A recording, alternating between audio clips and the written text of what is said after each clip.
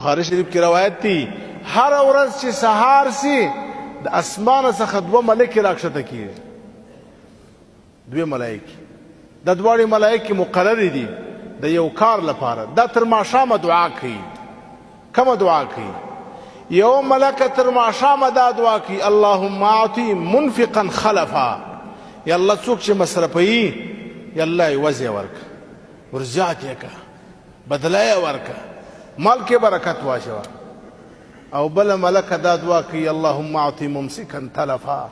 یا الله چا چې لاس ټینګ په نیولي پر مال باندې تلف راولي، پر مال یې هلاکت راولي، پر مال یې مصیبت راولي. دا ملکه مقرره ده د دې بددعا او شرع لپاره. ټوله ورځ بددعا کوي. من ذا الذي يقرض الله قرضا حسنا فيضاعفه له اضعافا كثيره.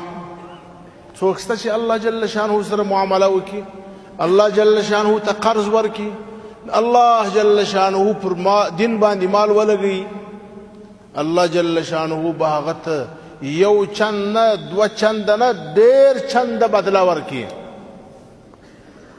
الله جل شانه سره معامله کول، الله جل شانه پر دین باندې لګول، دا د رزق د اسبابو د برکت څخه بل سبب دی.